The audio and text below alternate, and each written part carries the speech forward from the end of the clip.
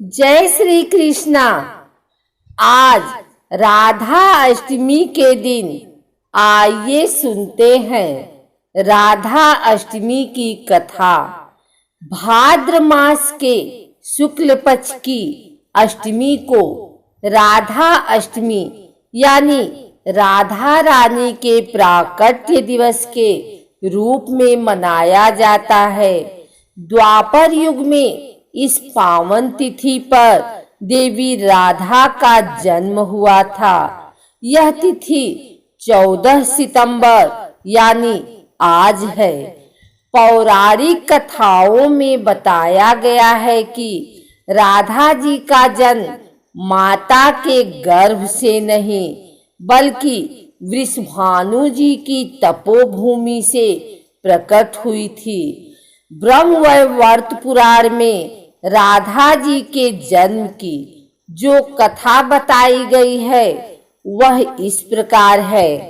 वृषभानु जी को एक सुंदर शीतल सरोवर में सुनहरे कमल में एक दिव्य कन्या लेटी हुई मिली। वे उसे घर ले आए, लेकिन वह बालिका आंखें खोलने को राजी ही नहीं थी। पिता और माता ने समझा कि वे देख नहीं सकती, लेकिन प्रभु लीला ऐसी थी कि राधा सबसे पहले श्री कृष्ण को ही देखना चाहती थी। अतः जब बाल रूप में श्री कृष्ण जी से उनका सामना हुआ तो उन्होंने आंखें खोल दी। एक अन्य कथा के अनुसार राधा द्वापर युग में श्री वृषभानु के घर प्रकट होती हैं। कहते हैं कि एक बार श्री राधा गोलोक बिहारी से रूठ गई। इसी समय गोप सुदामा प्रकट हुए। राधा का मान उनके लिए असहाय हो गया। सुदामा कांप उठे, बोले, गोलोकेश्वरी, तुमने मुझे अपने श्राप से नीचे गिरा दिया।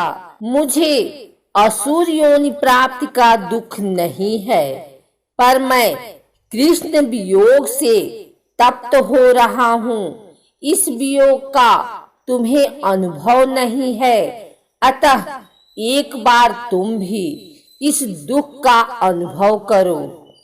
सुदूर द्वापर में श्री कृष्ण के अवतरण के समय तुम भी अपनी सखियों के साथ गोप कन्या के रूप में जन्म लोगी और श्री कृष्ण से बिलग रहोगी।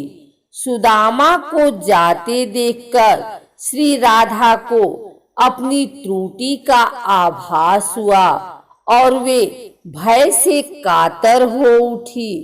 तब लीलाधारी कृष्ण ने उन्हें सांत्वना दी कि हे देवी, यह श्राप नहीं अपितु वरदान है।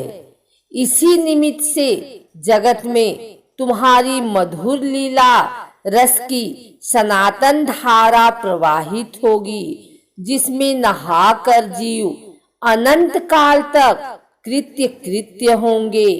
इस प्रकार पृथ्वी पर श्री राधा का अवतरण द्वापर में हुआ। नृगपुत्र राजा सुचंद्र और पितरों की मानसी कन्या कलावती ने 12 वर्षों तक तप करके श्री ब्रह्मा से राधा को पुत्री रूप में प्राप्ति का वरदान मांगा। फलस्वरूप द्वापर में वे राजा वृषभान और रानी कीर्तिंदा के रूप में जन्मे। दोनों पति पत्नी बने। धीरे धीरे श्री राधा के अवतरण का समय आ गया। संपूर्ण ब्रज में कीर्तिदा के गर्भ धारण का समाचार सुख स्तोत्र बनकर फैलने लगा। सभी उत्कंठा पूर्वक प्रतीक्षा करने लगे। वह मुहूर्त आया। भाद्रपद की शुक्ला अष्टमी चंद्रवासर मध्याह्न के समय आकाश मेघाच्छन्न हो गया। सहसा एक ज्योति प्रसूति गृह में फैल गई। यह इतनी तीव्र ज्योति थी कि सभी के नेत्र बंद हो गए।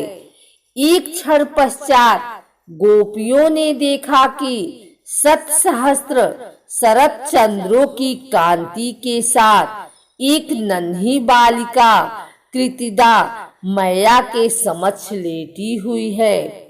उसके चारों ओर दिव्य पुष्पों का ढेर है। उसके अवतरण के साथ नदियों की धारा निर्मल हो गई। दिशाएं प्रसन्न हो उठी।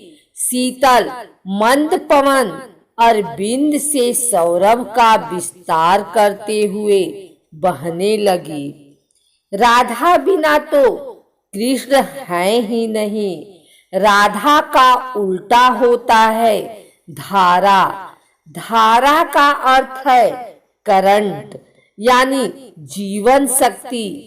भागवत की जीवन शक्ति राधा है। कृष्ण देह है तो श्री राधा आत्मा। कृष्ण शब्द है तो राधा अर्थ। कृष्ण गीत है तो राधा संगीत। कृष्ण बंसी है तो राधा स्वर। भगवान ने अपनी समस्त संचारी शक्ति राधा में समाहित की है।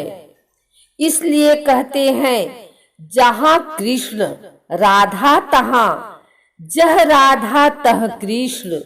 न्यारे निमिष न होत कहूँ समझू करहु यह प्रश्न।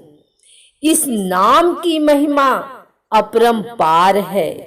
श्री कृष्ण स्वयं कहते हैं जिस समय मैं किसी के मुख से रास सुनता हूँ उसे मैं अपना भक्ति प्रेम प्रदान करता हूँ और धा शब्द के उच्चारण करने पर तो मैं राधा नाम सुनने के लोभ से उसके पीछे चल देता हूँ।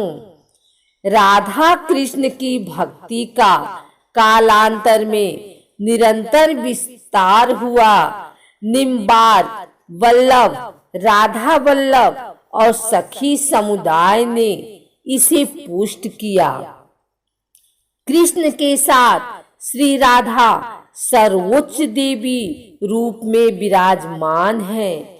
कृष्ण जगत को मोहते हैं और राधा कृष्ण को। प्रश्न उठता है कि तीनों लोकों का तारक कृष्ण को शरण देने की सामर्थ्य रखने वाला ये हृदय उसी आराधिका का है जो पहले राधिका बनी, उसके बाद कृष्ण की आराध्या हो गई। राधा को परिभाषित करने का सामर्थ्य तो ब्रह्मा में भी नहीं। कृष्ण राधा से पूछते हैं, हे राधे, भागवत में तेरी क्या भूमिका होगी? राधा कहती है, मुझे कोई भूमिका नहीं चाहिए कान्हा, मैं तो तुम्हारी छाया बनकर रहूंगी। कृष्ण के प्रत्येक सृजन की पृष्ठभूमि यही छाया है, चाहे वह कृष्ण की बांसुरी का राग हो या गोवर्धन को उठाने वाली तर्जनी या लोकहित के लिए मथुरा से द्वारिका तक की यात्रा की आत्मशक्ति। आराधिका में आ को हटाने से राधिका बनता है। इसी आराधिका का वर्णन महाभारत या श्रीमद् भागवत में प्राप्त है और श्री राधा नाम का उल्लेख नहीं आता। भागवत में श्री राधा का स्पष्ट नाम का उल्लेख न होने के कारण एक कथा यह भी आती है कि सुखदेव जी को साक्षात श्री कृष्ण से मिलाने वाली राधा है और सुखदेव जी उन्हें अपना गुरु मानते हैं। कहते हैं कि भागवत के रचयिता सुखदेव जी राधा जी के पास सुख रूप में रहकर राधा राधा का नाम जपते थे। एक दिन राधा जी ने उनसे कहा कि हे सुख, तुम अब राधा के स्थान पर श्री कृष्ण का जाप किया करो। उसी समय श्री कृष्ण आ गए।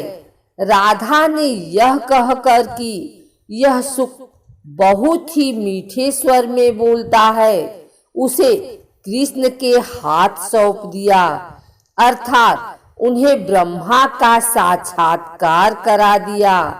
इस प्रकार श्री राधा सुखदेव जी की गुरु हैं और वे गुरु का नाम कैसे ले सकते थे।